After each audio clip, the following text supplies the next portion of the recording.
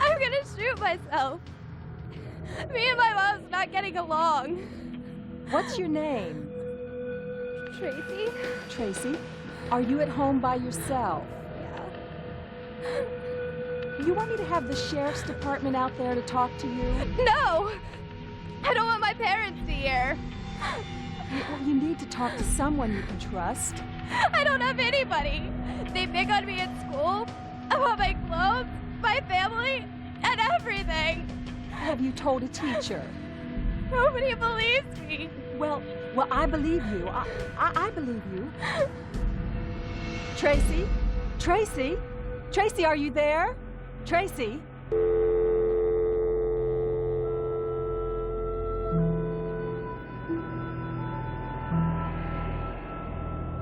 We got a phone call on Monday morning that from his twin brother, David, our other son, saying that Darrell had died during the night of suicide.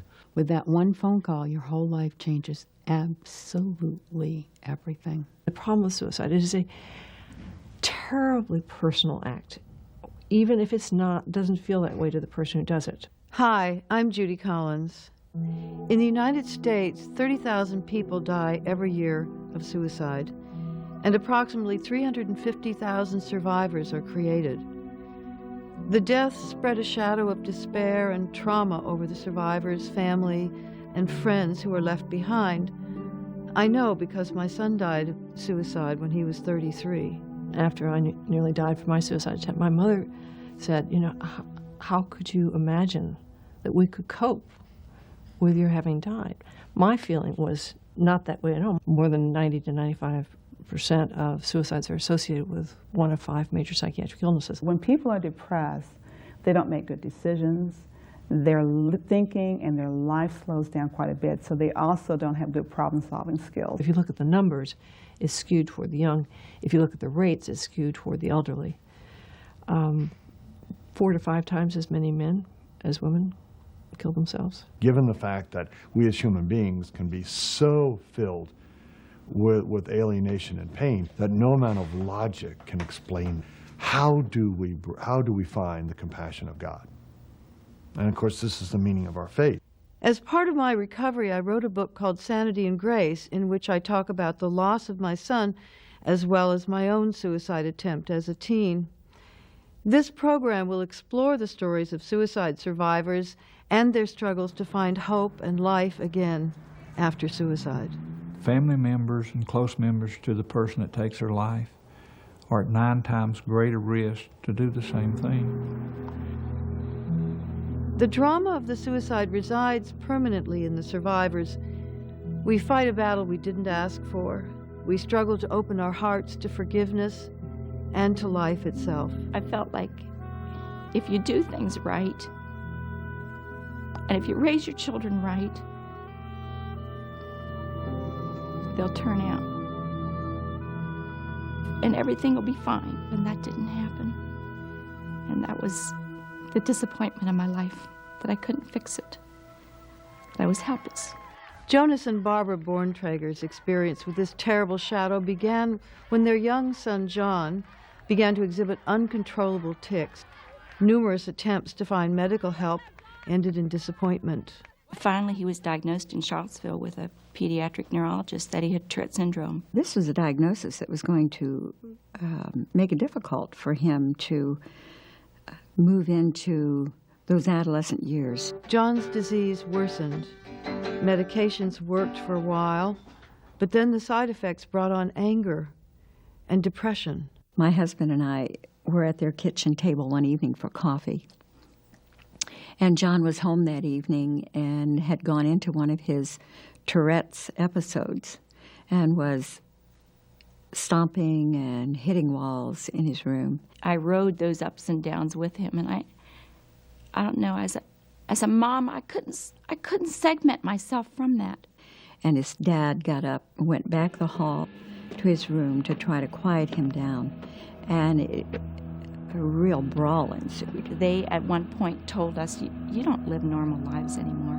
People don't live with their bedroom door locked all the time. They don't sleep behind a locked door. That's not normal. Barbie sat at the kitchen table with Paul and I, just quaking.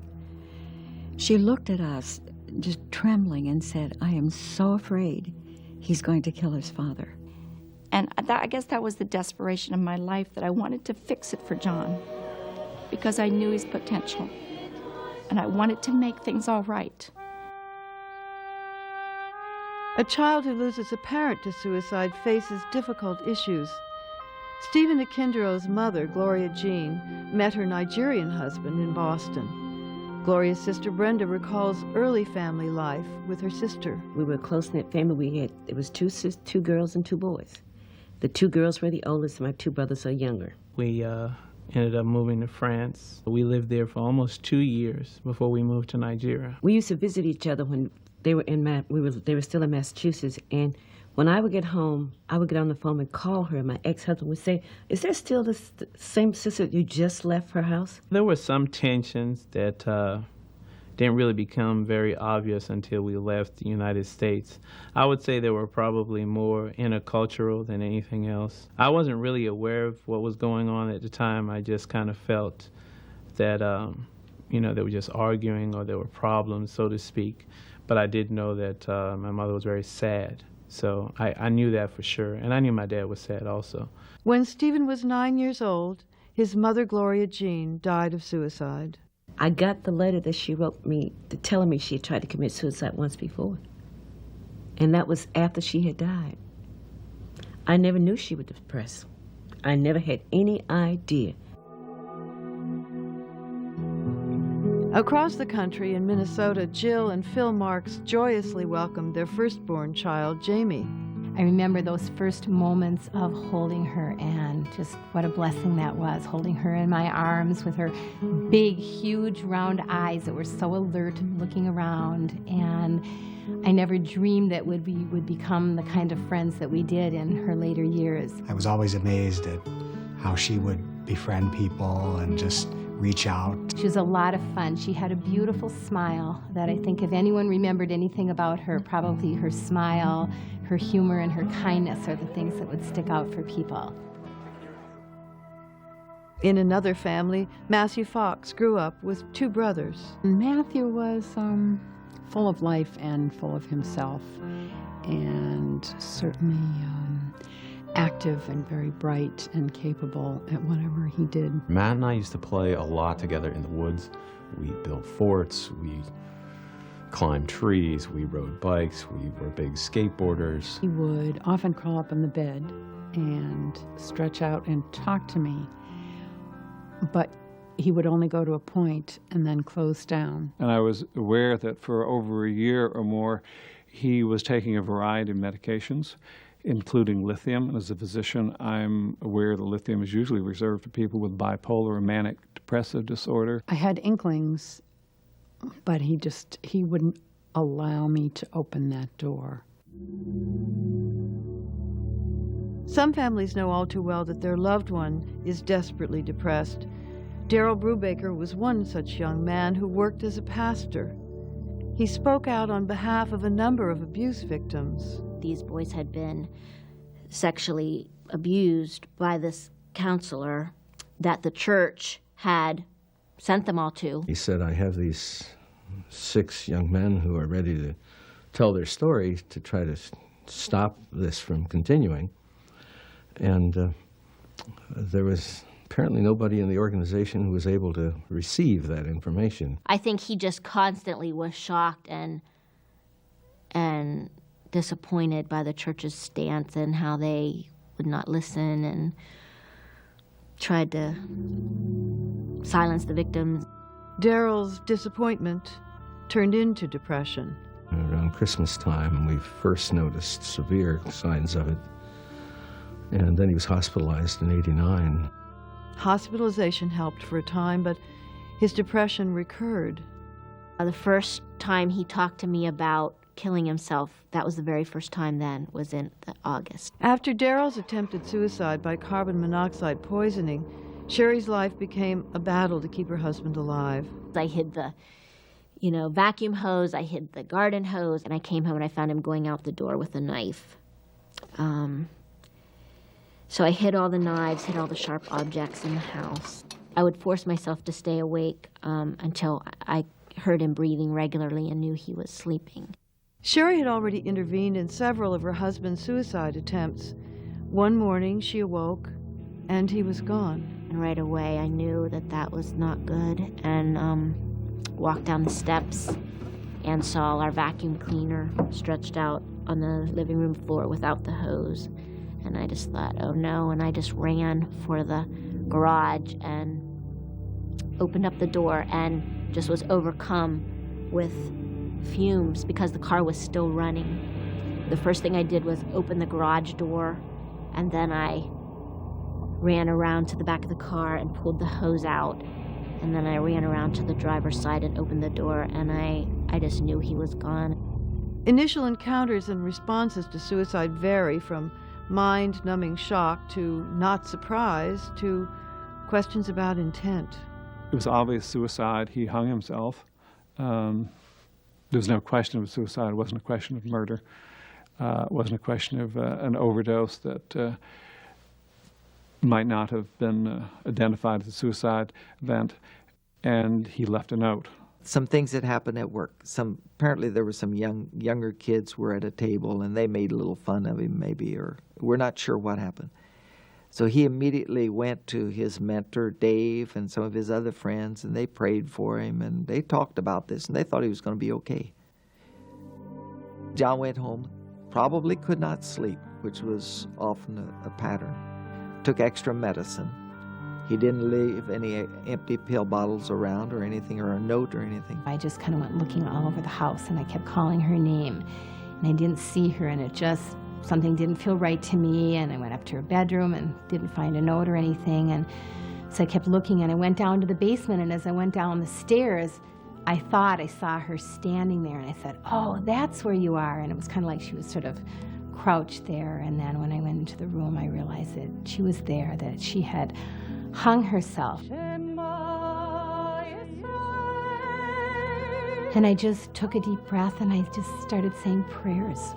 There's this prayer that is very strong in our Jewish faith called the Shema, and it's, about the oneness of God and the oneness of all of us. So I said that, and I just touched her and held her and spoke to her and just took some time to just try to acknowledge what was going on and the reality of it. The paramedics came and they said, yes, he was gone. I didn't watch. I just was sitting I just opened up all the windows in the house because the whole house was smelling, and it was very cold outside, so I was just sitting there just freezing cold, and that's what I remember most, just being so cold. And they just kept saying, is there who can we call? Who can we call? And there was nobody. I couldn't think of anybody to call. I just said there's nobody to call.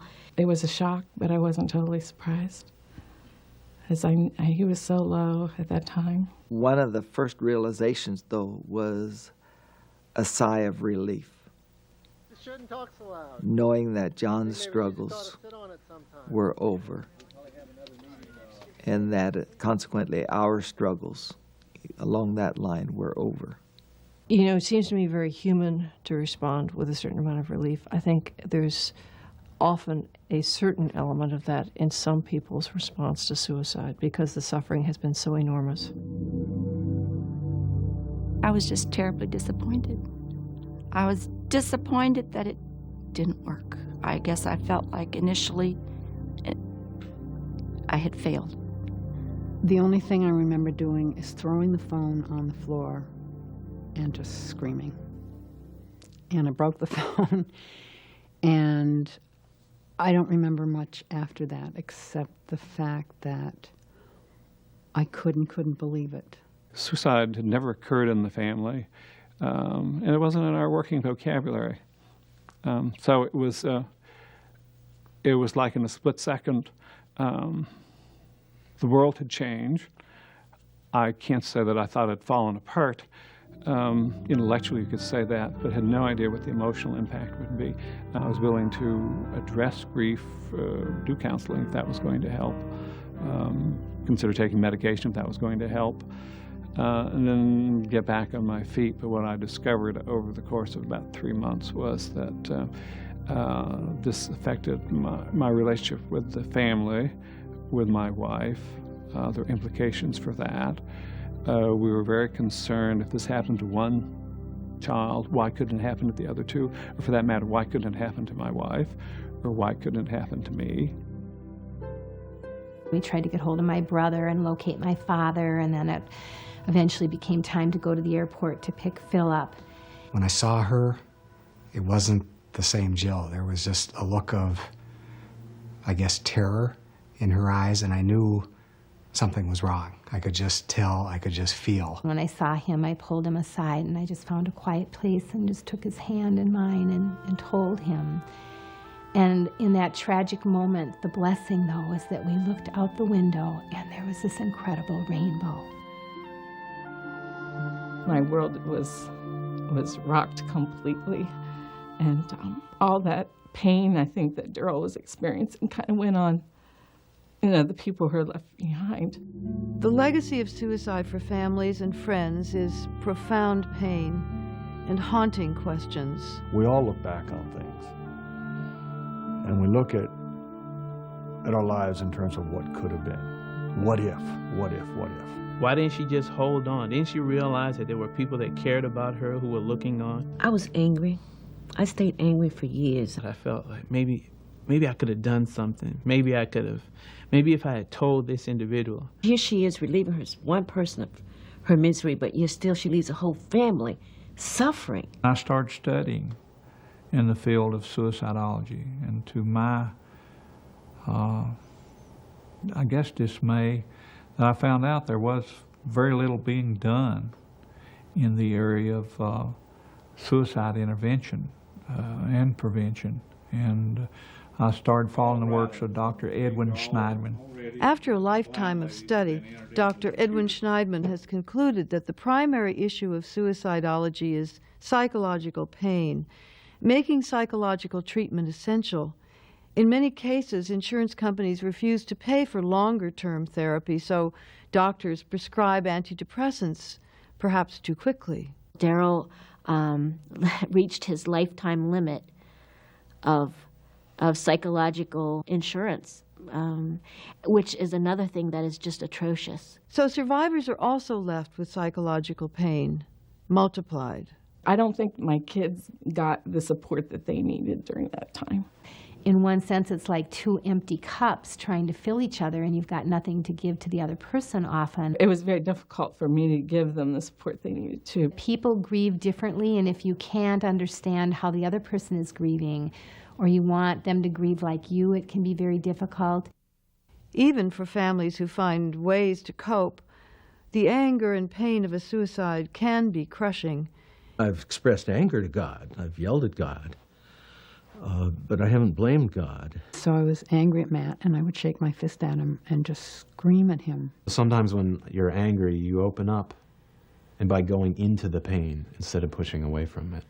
I was angry at God for not, how could you take this son from me?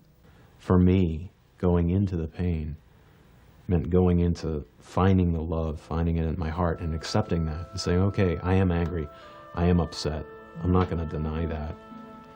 I can't do anything about it. I'm probably always going to be a little upset and angry. And I was angry at myself for not doing what I should have done as a mother. And that all ties into guilt. But I don't want to be mad all day long. I've got things to do. I've got to live my life. I don't remember so much the feeling of anger, just so much pain.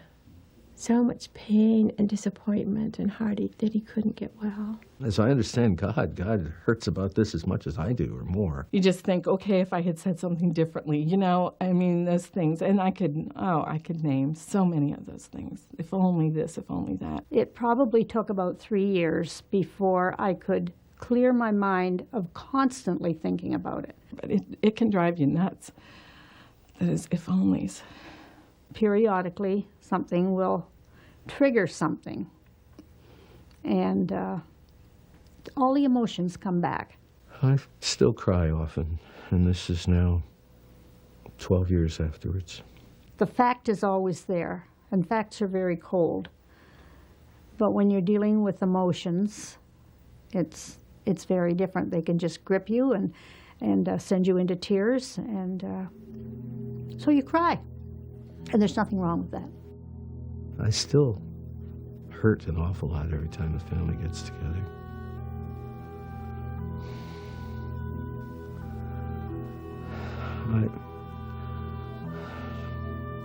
I don't expect to ever get over it. I don't think I'll ever get over it. Suicide often forces those left behind to question their faith. I couldn't go to church for a long time. I couldn't sing Great is Thy Faithfulness because I had really prayed with all my heart that God would give Darrell hope, enough hope to keep him alive. Not heal him, not do some kind of miraculous thing, but just give him enough hope to stay alive. And that didn't happen. That whole phrase of God is love, that didn't make sense to me. That just didn't compute. I saw God as mean. I saw him as kind of this very vengeful individual. Because while my mother was going through her trials, even though I didn't know how to pray that much back then, I was praying, say, God, please help her. You know, whatever she's going through, help her. My whole journey was the question as to where was my child at? What had happened to my child? I had been raised in a Baptist church, but I'd never really thought much about death as to what happens after death. I had lots of questions about where Darrell was. When I talked to my friends from the Reformed tradition who came to the funeral after the service, they said, Sherry, why did your pastor ask God to forgive Darrell? He's forgiven. As soon as he died, he was with Jesus. And I said, I know. My daughter was in junior high at a Christian school, and one of the other students told her that her uncle was in hell. I think the churches, until very recently, have had difficulty sorting out what is a spiritual dark night of the soul, a spiritual crisis, from profound depression. Many different denominations are really re-examining their age-old position and asking new questions about where does that position really come from. And many surprised that it doesn't really come from the Bible. It doesn't really come from 4 centuries of Christian writings. It seems to me then on the basis of what the biblical material says, we don't have any real ground for saying suicide is any worse than any other sin. The suicide of his daughter-in-law led Dr. Carr to re-examine the biblical writings. If you read the accounts in Matthew and in Acts, Judas is never condemned for suicide. He's condemned for betraying Jesus, but not for the way he died. And that pattern follows pretty much all the way through. The earliest record where we have a direct rejection of suicide, being counted as a sin, comes with Augustine in the 400s. Traditionally, religions condemned suicide because of the high value they placed on the gift of life. Religious commandments prohibiting killing were also applied to suicide. Before Vatican II, church authorities were convinced that it was murder. In other words, it was killing yourself, and therefore would be a very serious sin, what we call a mortal sin. And for that reason, a person that commits suicide was denied a Christian burial. Let's suppose that there's somebody who's an Orthodox Christian, but in his private life and the way he talks about life and speaks to his friends and all the rest of that, he adopts a philosophical attitude justifying suicide.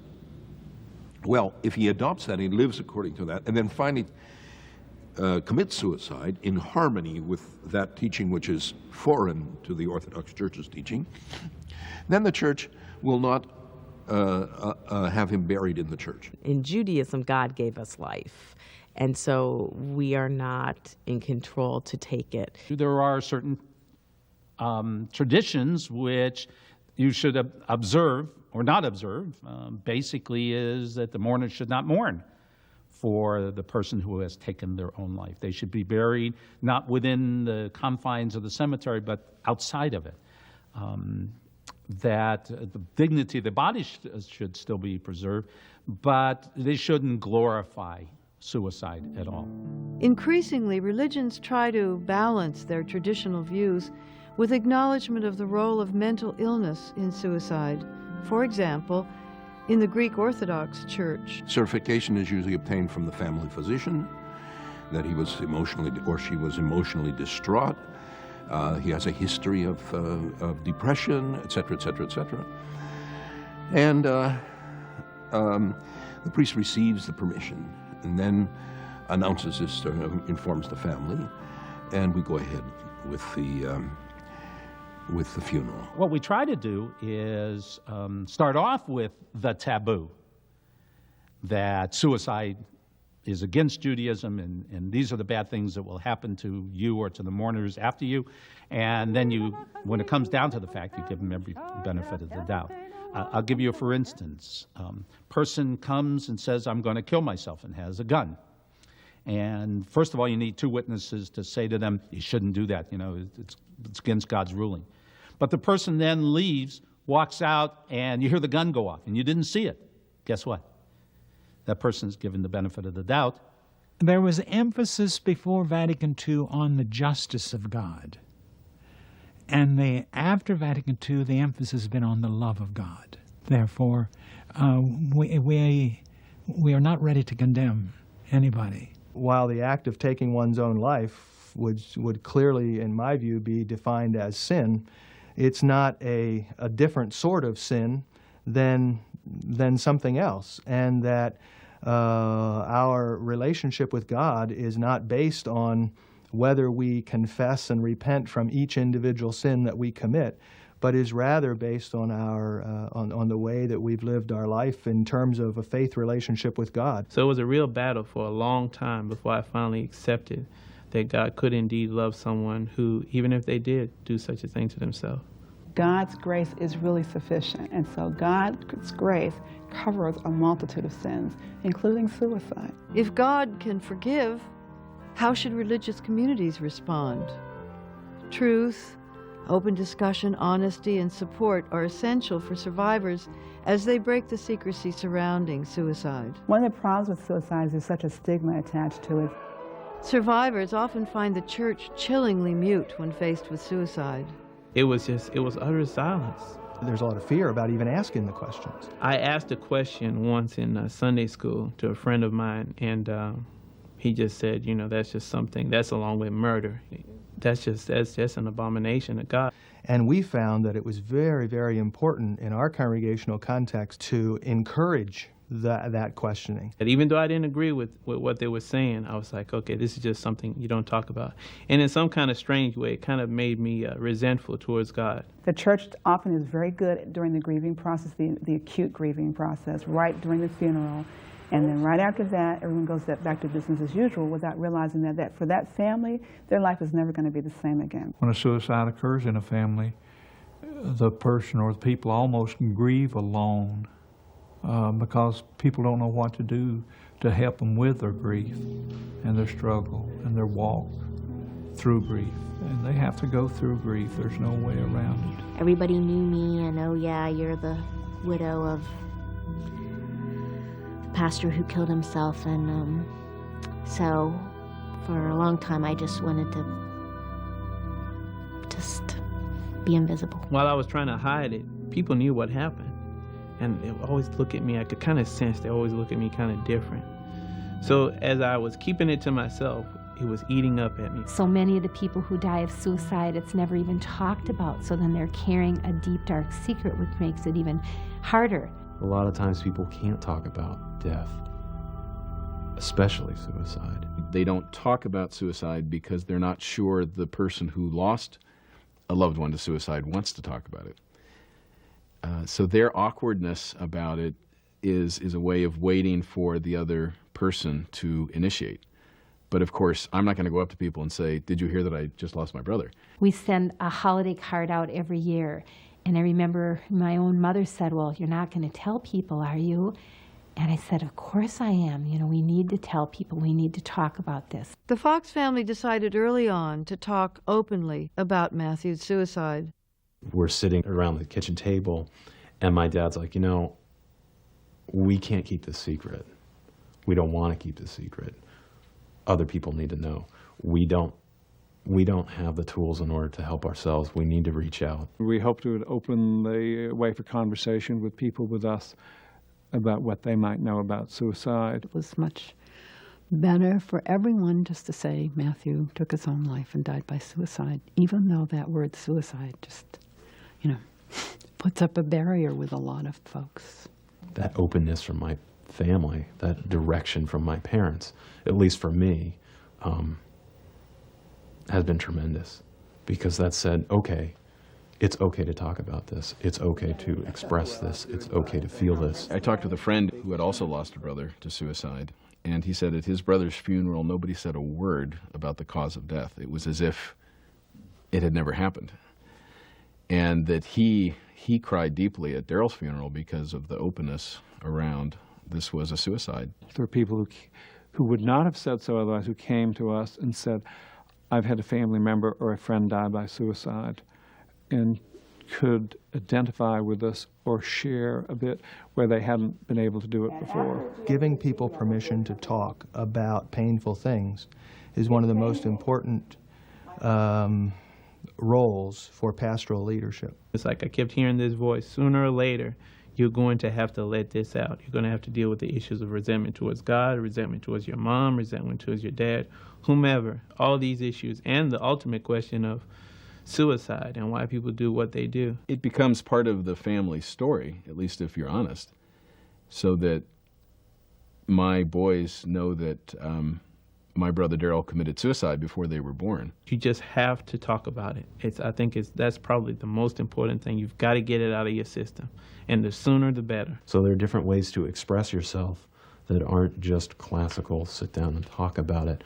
And that's definitely led me into art therapy. How can I use this art to help other people? How can they use different forms of expression to help themselves, especially around death? Because it's just not talked about. I believe the more we can talk about our feelings and experiences as survivors of suicide, breaking the taboo, the easier it will be to move to the next step. I talk to people who have lost someone to suicide. I stress that they really need to take time to go through that mourning process. It took me 4 years. After the death of her son, Donna Holland Barnes started the National Organization of People of Color Against Suicide. When I first lost my son, I think for about maybe a month or so, I sat on the couch and just watched mindless videos, popcorn. I couldn't move, and I just accepted that. I accepted that. I wanted to cry a lot, and I accepted that. The Fox family tried to return to their normal routine after Matthew's memorial service. Over the course of 2 weeks, things began to unravel. John called a couple of good days after he'd been back, and so did Ben, and said, we need to come home. We have no support. Nobody else understands. We need to come home. My wife said, you know, we're really going to have to go to counseling to get some help with this. Survivors usually enter counseling with many questions. How long is this going to take? When is this going to be over? You know, I'll go through the process. Is it going to be 3 months, going to be 4 months? To which there was a response of silence and the indication it was going to be a long time. As I look back, each year is a little bit different, more progress, growth, if you will. And I expect at the end of 6 years, I'll be different from the end of 5 years. I saw the ad for the support group in the paper, and I was like, oh, okay. Support group for survivors of suicide, divorce, what have you. And I said, okay, let me just try this out. You know, I kind of felt that I had gotten over most of my grieving issues. And I don't think people appreciate how much survivors of suicide, what they call the aftermath of suicide, really can benefit from being with other people who've been there. And I started to realize that sometimes it takes people a lifetime to grieve. Sometimes people never fully get through grieving. We went to our first meeting about suicide was almost a year and a half after Matthew died. Being with people who have been in the same situation, no matter what the cause of death, it's still the death of a child. And the telling of your story is so important. But the first time we were sitting with 80 people, and everyone had a death of someone by suicide. And they went around the room sharing, and gave a name, and gave the cause of death. And it was just a stunning experience, from people who'd had death as recently as 4 weeks to people who'd been out longer than that. And there was no apology for the death or how it occurred. What my friends have taught me when you're hurting, don't try to give people answers. There are no answers for many hurts in life. Just be there, so I'm not alone. It brings relief in the sense that I'm just glad to know that there are other people that I can talk to about such a thing without feeling that I'm going to be judged. I do believe that when we go through hard times, friends become God incarnate to us because they love us and they accept us as we are. Just being there for me, sometimes silence, and a lot of hugs. Doris, I'm here for you. If you need me, let me know. That is very, very helpful for persons who are surviving suicide. It's a totally different journey because it's never going to end. Never. It becomes less, but it's always with you. I've talked with people whose pastor did not visit them, after the first week or so after the death, and there wasn't ongoing kind of care or a sense of understanding. The faith community is wonderful in making order out of chaos and helping people focus and to give them rituals to do and to get through to kind of begin to rebalance their life. But they quit. The church was there, but again, the expectation was, you're not over it yet. One person told me after 2 weeks you need to be on with it. We need a lot more compassionate view that you draw upon what you can draw upon to sustain people. These are difficult times. We're not doing enough in our faith community for long-term mourning. I think we in the field of mental health have to be much more aware that religion plays an enormously important part in many people's lives. I could feel people's prayers holding me up and helping me through those months afterwards. I really could feel it. It's that actual physical feeling of peace. Faith communities can play a vital role in supporting survivors. Sherry's pastor extended a weekly dinner invitation. And it was a standing invitation, and I could come or not come. And I could help set the table, or I could just show up to eat and I could leave. Or I could stay and talk if I needed to talk. I could do whatever I needed to do, but I knew that I had a place there at her home. You need to be a healing station for the family. The family is devastated. It is something that is going to take them a long time to get over. I think a large part of the grieving process was learning to, kind of deal with questions that we knew couldn't be answered. For me, at this time, especially at this time, writing was my salvation. I had to write down my feelings, and that's really how all those poems got started. They just were gut feelings. Before my brother died, I had lost touch with my artwork. I wasn't doing very much. It had lost its meaning. I stopped for about a year before he died. I made a quilt about 2 months later out of all of his old clothes. It's got holes in it, it's got pictures, but only pieces of pictures. Only bits of a hand, bits of a face, an old button, part of a glove. There's no one picture of him because I don't have just one picture of him. And suicide is so jarring. It isn't smooth, it isn't neat. I've been struck by how remarkably resilient people are. There's hope. I have my family, I have my parents, I have an older brother. I didn't lose every friend. So there were a few people, there were a few things to wrap around. There were a few things I could take comfort in. And I began to really cherish those things. And the people that seem to be most resilient are the ones that reach out to help other people, that go into survivor groups who first are helped by other people and then try and do something to help educate the community, help educate their churches, help educate friends, help educate, at a national level.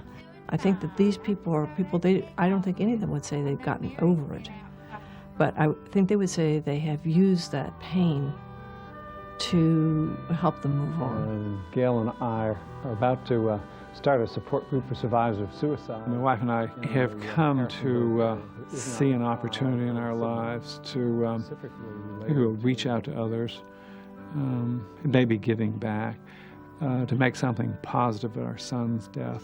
I see it as an opportunity for myself to work with other people, bring about education, particularly working with survivors.